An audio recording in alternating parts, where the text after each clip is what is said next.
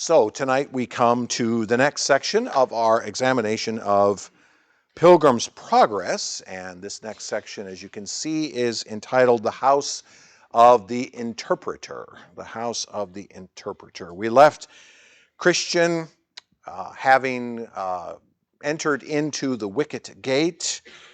Goodwill pulled him in to prevent him from being shot by the arrows of the devil from the tower or castle nearby. So he has made it inside of this place, and Goodwill, you remember, asked him to give a brief overview of what had happened to him coming up to that, to remind us, the reader, of the journey that Christian has already been on up to this point. So now he has been told to travel the narrow path that he is to go from that wicket gate on to the destination.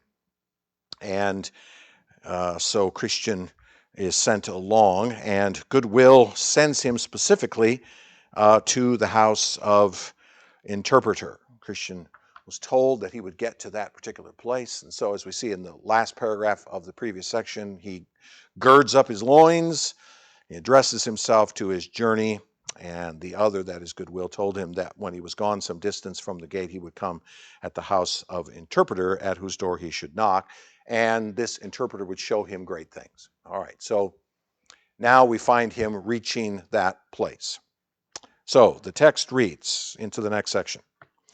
Then he, that is Christian, went on till he came at the house of the interpreter, where he knocked over and over.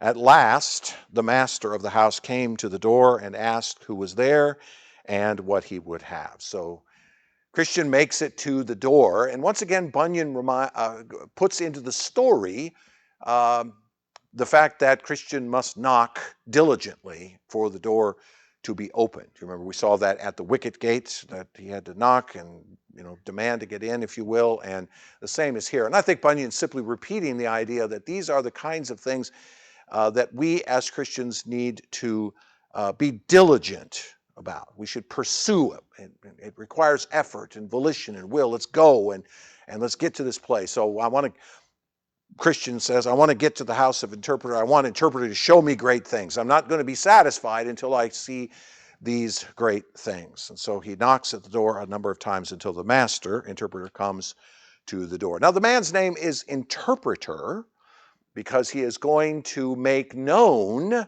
to Christian a number of things. As I said last week, this is one of the longer sections of Pilgrim's Progress, time that Christian spends at Interpreter's house. He's a man who is going to give to Christian some insight, interpretation of things that Christian might understand more and more of the journey that he is on, and more specifically where he's come from and who he is and where he's going, so forth. So in a sense, this is Bunyan's way of saying we are going to need along the way, we're going to need those who are able to help us to understand the deeper things of this walk. Okay? The Lord has purposed it in his way to establish in the church those who would be used to advance the maturity, the knowledge, the understanding, the sanctification, etc., of the people of the church. So interpreter is such a man. He's a man who is established for this purpose of giving insight and helping you to understand who you were and where you're going and some of the dangers along the way. Now, if you haven't picked up on it yet, you will notice that this is an interesting layering is the word I'm looking for in this book. Remember, I said this is a book written by a man about a man having a dream about a man making a journey. Now, we could presuppose, couldn't we, that the first two men are the same, that this is Bunyan who had a dream and is writing it down. But the way he writes it, it almost seems as though he's writing about another man who had a dream who was working with another man. But there's also some layering in the story as well. It's almost as though there's allegory inside of allegory here. So the whole story is an allegory designed to make a point, but then inside the story are smaller allegories designed to make points. The slew, slough, or slough of despond was an example of that. Here's an example of something that happened to Christian which is designed to make a point. It's part of the larger allegory. But here we're going to see some specific things that Christian is going to see that are designed as, if you will, allegories to him inside the story. So pay attention, in other words, because it's like, okay, wait a minute, who's seeing this? Yeah, okay. So it's Christian seeing things that interpreter's going to show him, which are designed to help him to understand things. Okay, just as we are reading it to understand things, he's seeing things to understand things. And there are three specific things that interpreter is going to show him. He's going to show him a dusty room, he's going to show him a palace, and he's going to show him a man in a cage. All right, those are the three things he's going to show him, and each of them has meaning. In fact, you will notice that interpreter does explain what each of these illustrations means. Okay, so we're not left to have to figure this out. Interpreter's actually going to say, okay, the dusty room represents X. The man in the cage represents X. Okay, so he's going to tell us what it's about. But he's telling Christian what it's about, and we are listening in on interpreter telling Christian about it, the assertion being that we who get these kinds of things should listen to them and heed them within the framework of our lives going forward, you see. Right? So sometimes when the pastor uses an illustration from the pulpit trying to make a point from his sermon, you listen to the illustration and learn the lesson from it and then apply it to your own life. Right? Same kind of idea. All right. So he has arrived at the house of interpreter, and interpreter asked him who was there and what he would have. Okay, who are you and what do you want?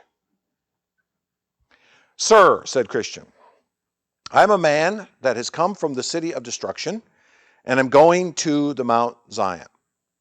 I was told by the man that stands at the gate at the head of this way, that if I called here, you would show me excellent things, such as would be helpful to me on my journey.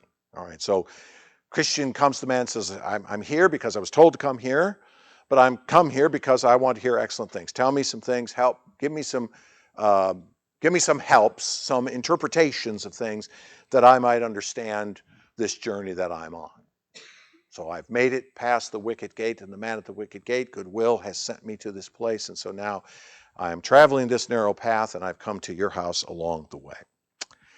So then said interpreter, come in, I will show thee that which will be profitable to thee. So interpreter invites him in. All right, now we come to the first of our allegories / parables / illustrations, whichever word you want to use. Then he took him, that is, interpreter took Christian by the hand, and led him into a very large parlor that was full of dust, because never swept. All right, so it's a dusty room. When I think of a parlor, I think of a sitting room kind of place. You know, in my mind, being of the experiences that I've had, I think of it in the sense of, one moment, please. All right, there we go. Mom is disciplining the child, so it'll just be a second. I'm kidding. I think the child is disciplining the mom. When I think of a parlor, I think of a Victorian-era room with high bookshelves, big fireplace, some velvet seats around the fireplace, smoking jacket, you know, all that kind of stuff. In the room, a place to sit and kind of relax and read, and, you know, old Victorian style thing, right? We don't have many of those anymore in our houses, but that's kind of the picture that is painted. A parlor, you know, sort of thing. Okay. So Christian comes into this room. But what is noticeable about the room that Bunyan wants to draw our attention to about it, because he gives really no other details about it, other than the fact that it is covered in dust. Now, when you think of a dusty room, you think of a room that is neglected, right? In fact, that's what he says. He says it's because never swept. It's just there, and as any room left without anybody to clean it, it's going to get dusty. If you leave it long enough, you'll get cobwebs, you'll get dust, so forth. And kind of the haunted house version of the parlor, right, with the cobwebs and the dust and so forth, all right? So you got the picture painted in your mind, right? So now Christian has come into this room and notices this dust. The which, after he had reviewed a little while, meaning after he had spent a little time in the room, the interpreter called for a man to sweep. So Christian's been walking around examining the room, looking at the various accoutrements in the room, seeing the dust in the room, and so interpreter comes or calls for a man to come and sweep. Now, if you know anything about cleaning, you know that a broom sweeping dust is not going to be very effective, right? That's the point. Now, when he began to sweep, the dust began so abundantly to fly about that Christian had almost therewith been choked. So you can just imagine the man with the broom kind of going around, and what's he doing? Just making this big cloud of dust in the room, which is kind of what you would have expected, right? When interpreter says, bring your broom and come in here and sweep, you could kind of expect it to happen. And that's exactly the point. Now, when he began to sweep, the dust began to so abundantly fly about that Christian had almost therewith been choked, and said, interpreter, to a damsel that stood by, a young woman standing by, bring hither the water and sprinkle the room, the which, when she had done, it was swept and cleansed with pleasure. Now, again, it's an allegory. It's not designed to be a perfect illustration of regular life. Some woman with a bucket coming in full of water is not going to be able to remove dust just by sprinkling water all over it. That's not how it's going to work. So don't get caught up in those details. Okay? My mind thinks like that, and I'm sure some of yours does as well. But don't go there. It's simply an illustration that's being made by interpreter to Christian. You have a room that is dusty. Sweeping it has no effect. So you need some other means. In this case, someone who would come and actually clean the dust. All right, that's the implication of the damsel with the water. She's actually able to come in and remove the dust and return the room to its pristine condition. That's the juxtaposition in the story that you need to pay attention to. And Christian notices that juxtaposition. A dusty room that cannot be cleaned by just a broom, it needs something else. It needs this damsel with her water. And so Christian then says, okay, what does this mean? What means this would be the Old English way of saying, okay, what's this all about? What does this mean? Tell me what this represents. So the interpreter answered. Okay, so here's where you see the parable-like nature of this story. The interpreter comes and says, okay, let me share with you what we're talking about here. This parlor is the heart of a man that was never sanctified by the sweet grace of the gospel. This is a man who has not been converted by the gospel. Now, it doesn't say that he hasn't heard the gospel, just that he hasn't been affected by it. This is the heart of the unregenerate man. This is the heart of the reprobate. This is the heart of the person still outside of Christ. Or we might say ordinary human beings that have been untouched by the gospel. The human race. This is the heart of a man that was never sanctified by the sweet grace of the gospel. Never been set apart, never been changed. That word sanctified in this context probably means never been changed, affected, wrought clean in any sort of way. It's in its natural condition. And interpreter goes on to tell us what that natural condition looks like. The dust is his original sin and inward corruptions that have defiled the whole man. It's the whole reality of who this man, such a man, would be in his natural state. He is covered by his original sin. Now, there's a doctrine that doesn't get much attention anymore in Baptist churches. I know from whence I speak. I spent a lot of years in Baptist churches listening to preaching, and rarely, if ever, heard the term original sin. In fact, when I went to Bethel in 2005, or 2003 to 2005, as one of the classes I was taking, the theology class, I actually wrote a paper on the missing doctrine of original sin in Baptist churches, because we don't talk about it. Original sin is that which is imputed to us by virtue of being born human under our federal head, Adam. Original sin is the overarching doctrine. The way that Reformed theologians put it, the way Berkhoff would put it, is original sin is an overarching umbrella term over the top of a couple of different specific realities that are true about fallen men. One of them is quite obvious, and that is the doctrine of original pollution. That's a subset of original sin. Original pollution is the idea that we, who are born to Adam by virtue of being born to the human race, are polluted in every aspect of the Imago Dei. Every aspect of God's image in us has been corrupted, polluted by sin. Sin has infiltrated every aspect of what we are as human beings, from our intellect to our emotion to our volition to our conscience to our morality to our language to our artistic abilities and creativity. Every aspect of us has been corrupted by sin. We are polluted from top to bottom by sin. And we will sin because we are thus polluted. Our nature is such that the pollution that comes over us by virtue of being born human means that we are inevitably going to sin.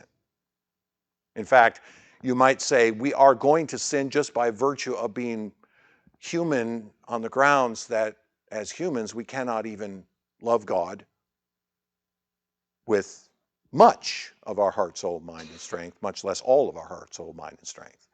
We have a natural compunction to sin by virtue of this pollution. So we sin because we are sinners. We sin because we are sinners. We have this reality as a part of us. Now, I think most of our synergistic friends would agree with that to an extent. They would say, yes, we're polluted. We have a sense in which we have been corrupted by sin. But the semi-Pelagianism that holds in much of modern evangelicalism suggests that we are not completely corrupted, to the sense where we still possess enough ability in ourselves to respond to the gospel. And what Arminians have called this, whatever they want to call it is, or whatever this sense is, they call it prevenient grace, or a globalized grace that God has simply poured out upon all humanity to sort of raise us up to a point where we can actually respond. We're still corrupted, but we're not completely corrupted. That's why I call it semi-Pelagianism versus Pelagianism. Full-on Pelagianism is when you're born, you're free to do whatever you want to do, and you can respond positively to the law, if you so choose. That was Pelagius' argument against Augustine. Semi-Pelagianism goes, well, okay, you've been corrupted, but not totally, not completely corrupted. There's a sense in which God has kind of lifted you out of the totality of your corruption to give you some sort of freedom to respond on your own. Notice the intention of that is to put the ball in your court as to you responding to God, rather than him having the initial work or doing the initial work. All right. So this corruption we call total depravity is another way to put it, in that every aspect of us has been corrupted to the point where we are incapable in our natural state, our unregenerate state, to move ourselves towards God in righteousness. We can do righteous things, but we cannot move ourselves towards God in our unrighteousness. The unregenerate man is capable of doing some things that are good, right? I mean, the unregenerate man can love his mother on Mother's Day, and call her and send her flowers, right? Okay, so he's capable of doing that which is good. But this total corruption implies that the reality of the totality of this pollution is such that he is incapable of moving himself towards God and accomplishing what it is that a holy God requires of a man. That's what we mean by total depravity. We don't mean that this corruption is such that you will only do depraved things. we do believe, by the way, that this is governed in the universe under something called common grace. God has, in fact, given to men such restraining effect by the power of the Spirit that men do not act in a way that is totally anarchist against the law. They will do, as I said a moment ago, they will do some righteous things. But the only claim that really any human being can make about doing anything which is righteous is under the common grace of God. If God were to lift that common grace from a man, he would, in fact, in his corruption, do only that which is evil. His nature would now demonstrate who he really is, coming out of his true nature. And I believe that's what hell is. Hell is when God lifts off his hand of grace from every human and lets them be exactly what they want to be in every sense of that word. And they become as wicked as they can. They become far closer to total depravity at that point. So the first element of original sin is what theologians call original pollution, the corruption that invades all of our realities. But there's a second element, which is the one that's very much despised in much of evangelical circles, and that is the doctrine of original guilt. Not only are we polluted by virtue of what Adam did, but we also stand guilty under Adam for what he did. The proof of this is found in Romans chapter 5. I won't read it. I'll let you do that, but you're familiar with Romans 5. Paul argues that the imputation of death by virtue of unrighteousness comes from Adam. The imputation of righteousness comes from Christ. There's a dual imputation. And the single largest evidence of that guilt is one thing that permeates the entirety of the human race. Death. Death is the evidence of this guilt. For the wages of sin is death. Death is the appointed reality for guilt. A man who is guilty must die. That's the way this works. So men are born into this world guilty by virtue of having been born under his sin. He acted, Adam that is, acted as a federal head of a race. His obedience to God would have carried on down to his progeny down through time. But when he sinned, he then brought men into the world in his own image. You'll notice in Genesis chapter 5, the beginning of that chapter talks about specifically how God had originally created men in his image, but now Adam has a man in his own image. And what's that image? That's the image of guilt. That's the image of shame and guilt that comes with what Adam did. And death then spreads out amongst men. The pollution that we have in us means we will sin, and the guilt that we have means that we will die. And those two things are incontrovertible. The Catholic Church, actually, believe it or not, still actually teaches the doctrine of original sin.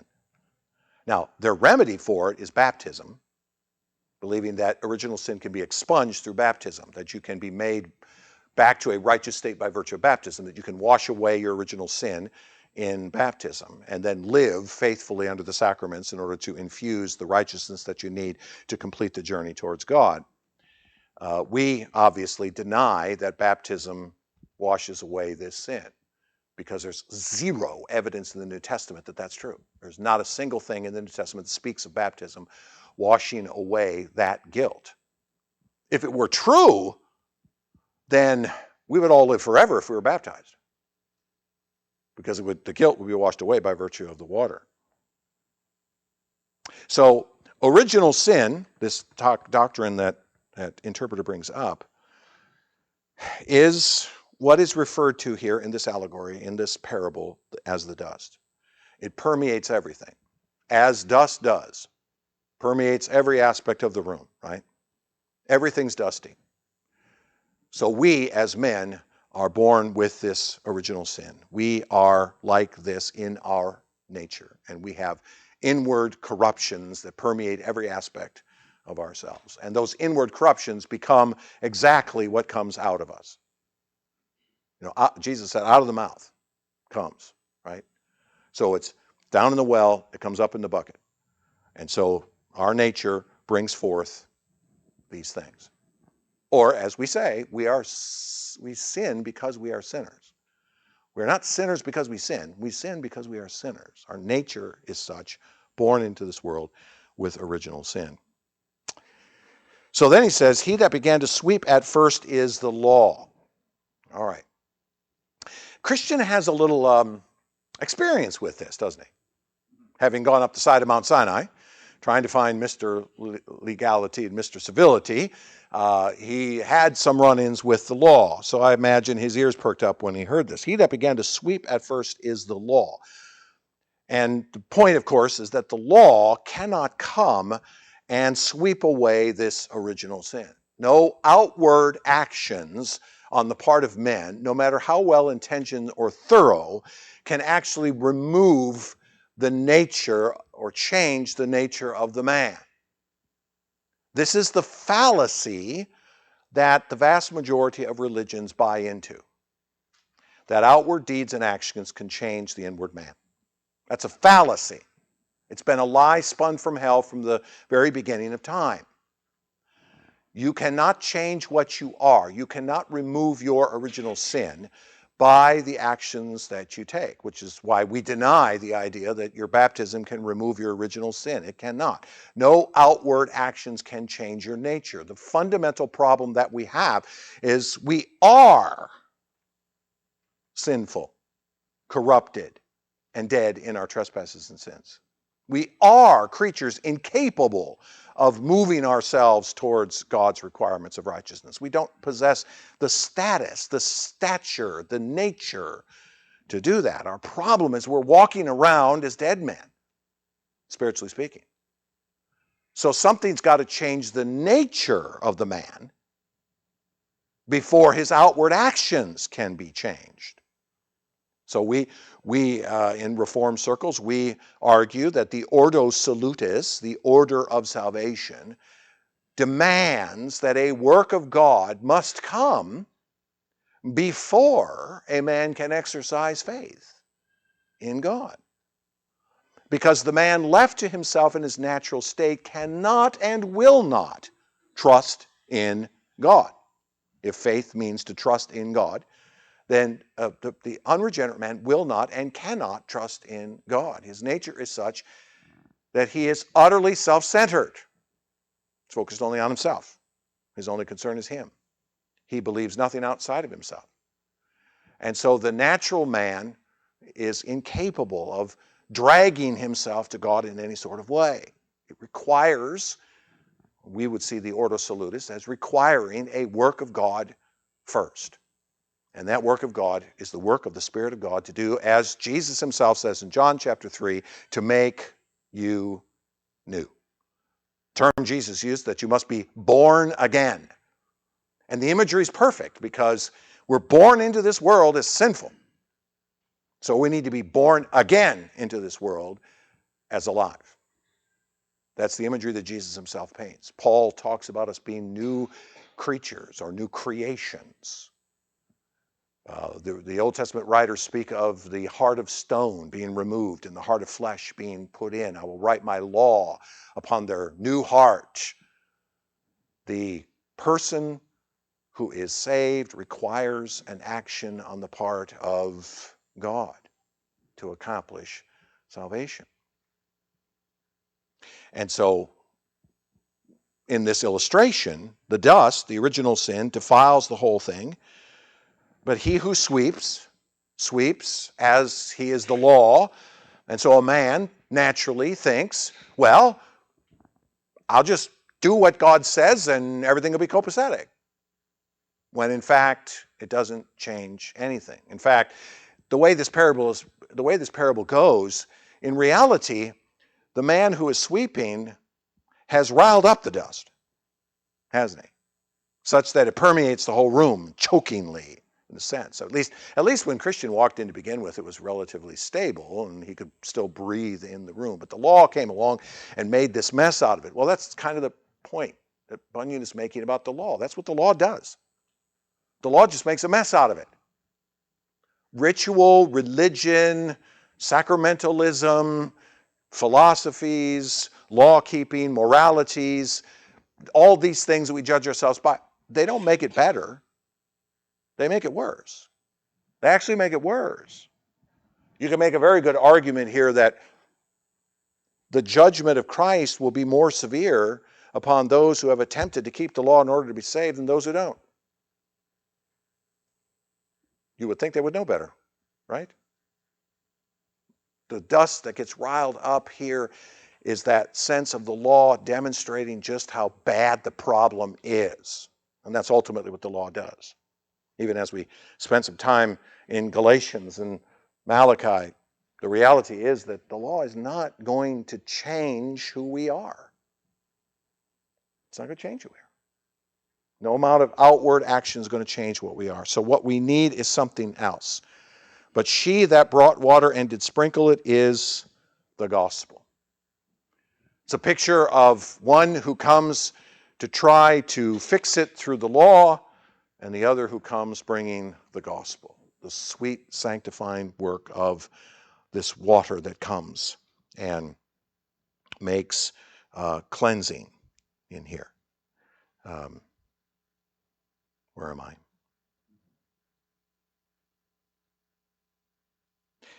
Well, she that brought the water and did sprinkle it is the gospel. I'm reading the next sentence and thinking, I think I've read this already. I have, but it's repeated. Now, whereas thou sawest that so soon as the first began to sweep, the dust did so fly about that the room by him could not be cleansed, but that thou was almost choked therewith. This is to show thee that the law, instead of cleansing the heart from sin, doth revive, put strength into, and increase it in the soul, even as it doth discover and forbid it.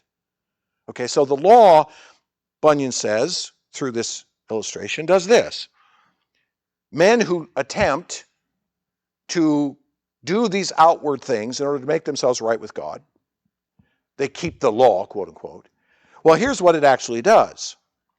It shows us that this law, instead of cleansing, doth revive, meaning does awaken sin in us.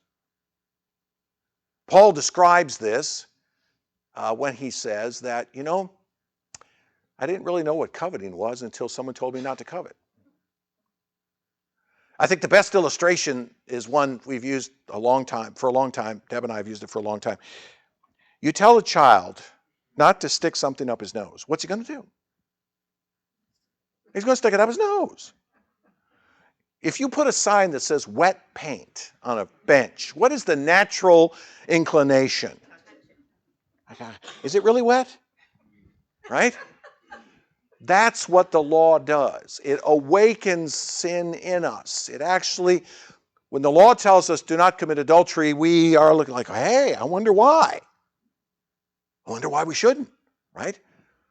It revives it in us. It actually brings it up in us. This is the strange reality of the corrupted heart. This is the reality of original sin in us. It actually brings more sin to the surface and more and more and more of it. The more we try to beat it down with the law, the more it pops up. It's like a game of whack-a-mole. It's hard to, you knock it down a little over here and something else pops up over there. That's the point. The law is designed, okay, so that's one of the things the law does. Second, it puts strength into, the sinfulness itself. Men become hardened in their sin as they sin more and more. They keep the law, so they think, they're trying to keep the law in order to somehow satisfy God, and it actually puts strength into this dustiness of the heart.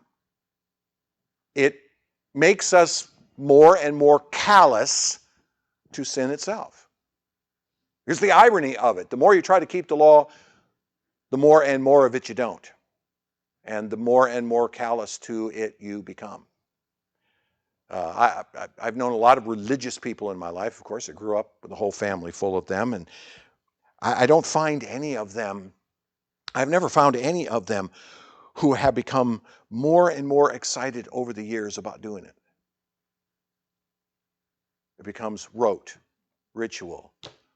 It's not as though as you're doing this ritualism, you're becoming more and more excited about it. It's the rare person who goes into that, but I seriously question whether or not they're telling me the truth when they say they're more excited about it than they were 30 years ago. It strengthens the hardening in us the more we try to do these outward things, which is why the judgment is higher for those who go there. And increase it in the soul, meaning drives it even deeper into us, even as it doth discover and forbid it. Even as the law comes and says, don't do these things. Oh, by the way, you're doing this. You ought not to do this. So it tells us these are the things you ought not to do. It shows us where our sin is and tells us we ought not to do it. But the reverse effect is the more it tells us not to do it, the more we want to do it. The more it tells us not to sin, the more we want to. This is the side effect of original sin. This is the reality of the heart of original sin. Religion is never going to solve the problem because religion is the problem. Ritualism is the problem. Trying to satisfy God by the things that you do is the problem. Something has to change. Something has to change. For it doth not give power to subdue. Romans chapter 5, Bunyan quotes from, or I take that back, Interpreter quotes from Romans 5:20. And again, this is the chapter I'm talking about when it comes to original sin. Verse 20, now the law came in to increase the trespass. See that? It didn't come in just to reveal it. It came to increase the trespass, to actually bring more sin forward. That seems odd, doesn't it? But that's what it does in us by nature. So by the one man's, grace abounded all, but where sin increased, grace abounded all the more. So that as sin reigned in death, grace might also reign through righteousness, leading to eternal life through Jesus Christ. Now, let me go back and read verse 18 and 19. Therefore, as one trespass led to condemnation for all men. Which trespass was that?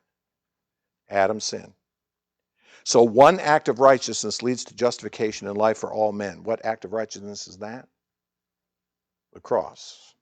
Well, I would argue it's also the full life, obedient life of Christ and the cross. Okay. For as by the one man's disobedience the many were made sinners, so by the one man's obedience the many will be made righteous. Now the law came to increase the trespass. Where sin increased, grace abounded all the more.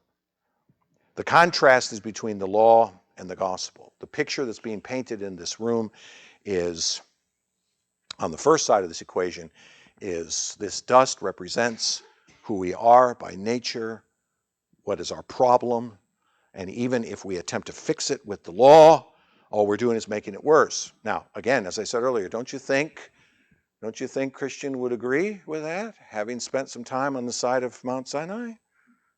Trying to get to legality and realizing that his was in mortal danger? The way up that hill did not become the path of righteousness. It was a diversion. So the one half of the parable is the dusty room trying to be cleaned by a man who's sweeping. That represents the law. But now the next paragraph. Again, as thou sawest the damsel sprinkle the room with water, upon which it was cleansed with ease, this is to show thee that when the gospel comes in the sweet and precious influences thereof to the heart, then I say, even as thou sawest the damsel lay the dust by sprinkling the floor with water, so is sin vanquished and subdued. Okay, that's a lengthy sentence, but it's really simple. You saw the damsel sprinkle the room, and it was cleansed, right? And it was cleansed with ease, right? The guy with the broom was working overtime to try to get rid of the dust. But the damsel was able to fix it with ease with the water. This is to show you, Interpreter says, that when the gospel comes, when the message of the gospel comes, in the sweet and precious influences thereof, meaning in all the things that it promises, and all the things that it does, all the things that are required in it, and all the things that happen in it, to the heart, okay, remember I said, it's got to be a heart thing first. Then I say, even as thou sawest the damsel lay the dust, even as you saw the damsel clean the dust, bring the dust down, by sprinkling the floor with water, so is sin vanquished and subdued. It's a different approach. The different approach is here, instead, it's a message of the gospel. And what's the central message of the gospel? Faith in Christ. Right? Faith in the completed work of Christ. I would say that probably underneath that is faith in the promises of God to those who will come to him in Christ. That would be a better way to say that. Because what we're really trusting in is God's promise. And Christ has accomplished what is necessary for God to keep that promise. So Christ has come and accomplished all that we need so that God can say, everyone who calls upon the name of the Lord, everyone who calls upon the name of this one who died on Calvary, everyone who calls on him will be saved. Christ has accomplished it. But fundamentally what we're believing is the promise of God. To make righteous those who will come to him with nothing but faith. The people who come to God with the law, what are they coming with? Well, they're coming with all their works, all of the things they're doing to try to satisfy God. However they interpret that, right? Whatever they think it is, whatever their church tells them it is, or whatever their worldview tells them it is, right? Do this, don't do that, don't do this, right? And so they come and they stand before God and they say, look at me, see, look at all the things I've done. And God goes, you think that changed you? You're still the same person you were. Why should I embrace you because you did these things? It didn't change who you were. But that's what the gospel does on the flip side. The gospel is us coming to Christ by faith, emptying our hands of all this other stuff and coming to him and saying, I have got nothing to offer you except the finished work of Christ, which tells me or proves to me that you will keep your promise to make me righteous in your sight.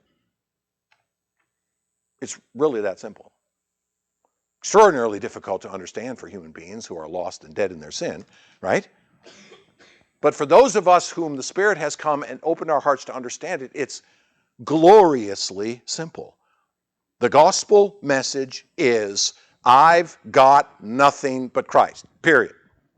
So when I stand before him on the judgment day, I'm not coming with anything. I'm not going to presume one thing. In fact, I'm not even going to presume one word of self-defense. Nothing. I'm simply going to stand there. Point to him. Christ. He. Because he's going to be standing here advocating for me, right? Okay. And so I'm going to point to him. Take it up with my lawyer, who also happens to be the judge. So the gospel comes and cleanses the heart because the gospel has an effect upon that heart. It cleanses original sin from us. While it is true that we will continue to struggle with the pollutions of the flesh in this life, the original pollution we'll continue to struggle with. Justification is such that our original guilt has been done away with. Now, we're still going to die. We're still going to have to deal with death. It's appointed unto every man once to die. Okay, that's the reality of being born human. But God has declared us, regardless of our natural condition, to be righteous by virtue of faith. To be righteous by virtue of faith. He has made a declaration over those that he has drawn to himself. I've drawn you to me. I've given you a new heart. I've given you the ability to believe me. And I've called you in such a way that you do believe me. And therefore I declare you now to be righteous. A work of God from beginning to end. A work of Christ from beginning to end. Original sin is overturned by the work of Christ. Now its complete effects are not. But its most important effect is, and that most important effect is the guilt that we have in Adam has been done away with in our justification. We no longer stand guilty before God. We now stand righteous before him. The damsel who has cleaned the room has sprinkled it with water, and that water has removed the original sin, or at least the parts of it that are most necessary for this discussion, for this gospel that we now have. So is sin vanquished and subdued, and the soul made clean through the faith of it, and consequently fit for the King of glory to inhabit. And he gives us a number of passages to go to. All of them are right down this genre. John 15:3, already you are clean because of the word that I have spoken to you. Just talking to his disciples, he says, I've spoken to you this gospel, and you are clean because you believed it. You believed it. Romans 16:25. Now to him who is able to strengthen you according to my gospel and the preaching of Christ Jesus, according to the revelation of the mystery that was kept secret for long ages, but now has been disclosed, and through the prophetic writings has been made known to all generations, according to the command of the eternal God, to bring about the obedience of faith. Bring about the obedience of faith. By the way, I'm going to spend a little time on Sunday talking about this mystery. Interesting that I ran across this verse, because we have the same words almost in Colossians 1. So we'll talk about that. But the point is that the gospel comes, and this message of Christ that comes in the gospel cleanses us from the most fundamental problem that we have, which is that we stand guilty before a holy God. We stand guilty in Adam. Death proves it. And we need righteousness to come from him. So he must do a work to bring that righteousness to us. So he sends the damsel with the water. It's a parable, right? The damsel with the water represents, of course, the work of the Spirit of God to come into us and make us new creatures, give us a new heart, call us with this message so that our ears hear it and we are called by it to come and empty our hands of all of our so-called good works and come to Christ. Believe in him and trust the promise that God has made that all who will call upon his name will be saved. It's that simple. So instead of treading the hamster wheel of performance, trying to keep the law, we get off and we stand before Christ with empty hands and say, I believe what you have said, and that's where I'm going to place my life. Any questions or comments you'd like to make? Excellent presentation of the gospel in this parable. But Bunyan wants Christian to know where he's starting from, okay? See what the interpreter's doing here? He's saying, all right, Christian, you left the city of destruction with the load of shame and guilt on your back, and you've come to the wicket gate and you're now on the narrow path. I want you to understand where you came from. You weren't just fleeing from a place that was going to be destructive. You're in essence fleeing from yourself. Your problem is you in your heart of what you were. The problem with Pliable and Obstinate wasn't that they wouldn't go with you. The problem is their heart. The problem is who they are. The problem is their nature. So interpreter gives him the first interpretation of this symbolism in order to say to him, let's make sure you know where you come from. Let's make sure you know what this journey is about, where you're going.